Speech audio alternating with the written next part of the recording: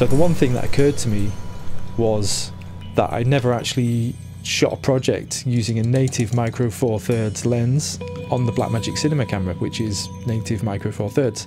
I've always been using speed boosters and the adapted Canon FD vintage lenses. Now, I got this Voigtländer lens in about 2015. It's one of the first lenses that I bought when I owned the Panasonic GH4. This is a fully manual lens. It doesn't have any autofocus functions whatsoever, which is fine because Panasonic, and particularly the old GH4, it wasn't famous for having great autofocus.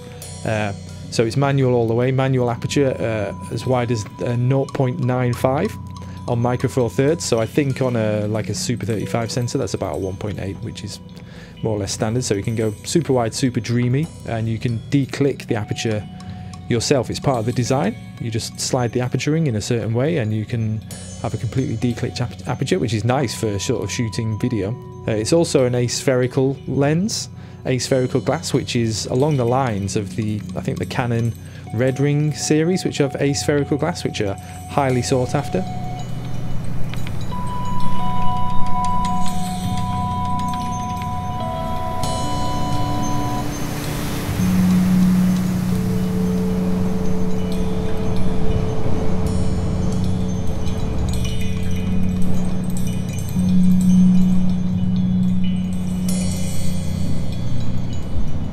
Now, I got this lens used, I think, for about £600 in 2015. Brand new. I think you can still buy them brand new. I think they're £800–900, maybe a bit less now on the used market.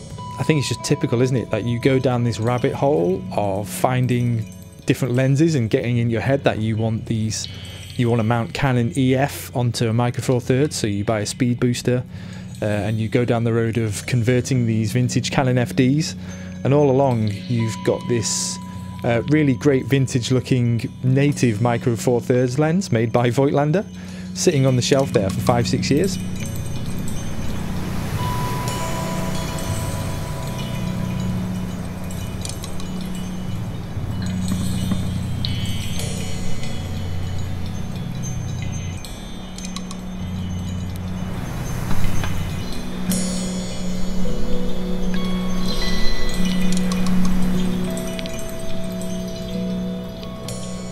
I have, of course, used the Voigtländer on the GH5 as well and a couple of other projects, but you guys don't really care about that. I'm not really going to show the GH5 stuff, not in an individual episode, because I know the foundation of this channel is the Blackmagic Cinema camera, so it's all about what the BMCC can do. And I think shooting with the Voigtländer, it's interesting, like I said, how you can spend years going down the rabbit hole of different lenses, and all along I had a really great native micro four thirds lens, and I can't really recommend the Voigtländer enough. It's a fantastic lens, particularly for the money now. Like I said, you can get one on the used market for about £500–600, which is great value if you're gonna definitely stay in the micro four thirds world.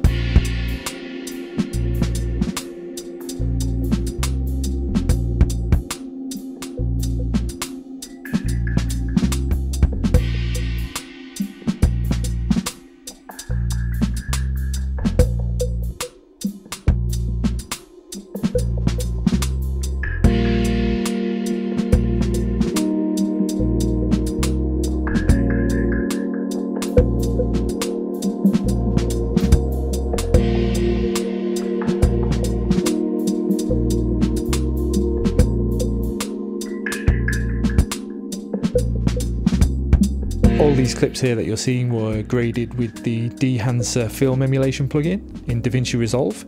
You can get 10% off the dehancer plugin if you use the code GK10 at checkout. I'll leave a link to the website in the description. But Voigtländer actually, I believe, are one of the oldest names in lens optics. I think from like 1750 or something. They've been making optics for opera glasses, and through the centuries they've had an involvement in lens optics and cameras generally, so they're one of the most prestigious names. And I think the name was sold to a Japanese company, or I think Voigtländer eventually went out of business in like 1950, 1960. So this is using the Voigtländer name, but it's made in Japan. So for me, it's the best of both worlds. You've got the German heritage, although it's not German made, and made in Japan, which for me is the home of brilliance.